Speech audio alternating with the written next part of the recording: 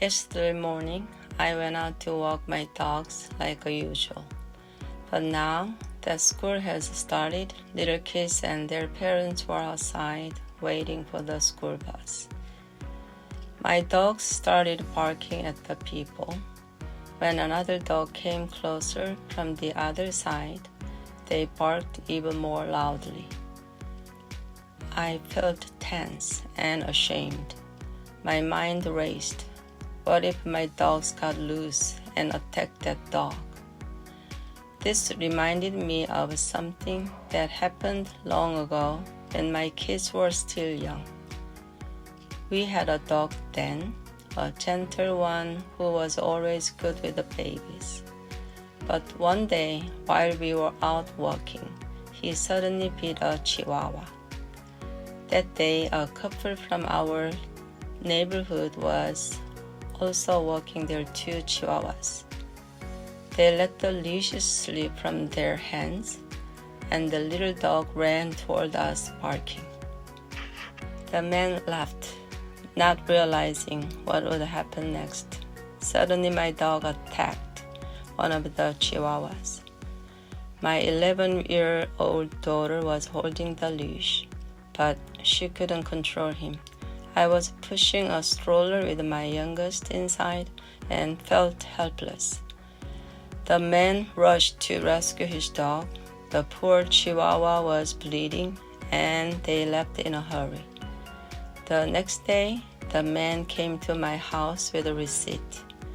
His dog had surgery, and the cost was $1,870, including $40 for treatment for the other dog, who was in shock just from watching the attack. He was an American man with a fluent English. I was an Asian woman with a broken English. Even though I was already a U.S. citizen at that time, I felt so small standing in front of him. I thought of the story in Numbers 13:33. There we saw the giants, and we were like grasshoppers in our own sight, and so we were in their sight. The 10 spies saw themselves as grasshoppers and were already defeated in their hearts. That was me.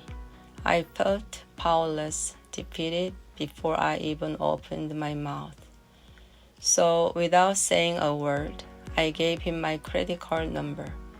Inside, I wanted to ask, wasn't it your fault too?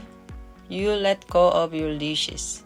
Isn't that why your dogs ran to us and made my dog attack? But I didn't dare. At that time, I just wanted the problem to disappear quickly. I also wanted to hide it from my husband because our marriage was in a hard season. I didn't have the strength to explain, nor did I believe he would respond without anger. He only found out about the incident later when we applied for a house loan and the company looked into my finances. So, yesterday, when my dogs barked, my mind traveled back to that painful memory. Fear took over me again. I didn't want history to repeat itself. I cut the walk short and went home. I wondered if walking them one at a time would help. So I tried taking Kong Kong first. But when she saw another dog, she barked, and I immediately turned back home. I even thought maybe I should stop walking them altogether. But deep down, I knew that wasn't the answer. My dogs need exercise, and I can't just avoid the problem. I realized it's better to walk them at a time when fewer people are around. This morning, I tried again after the school bus had left and the parents had gone inside. On the way, we met someone walking. Mickey, my other dog, started barking. I stopped, looked into his eyes, and said firmly, "No." He looked back at me and then stopped barking.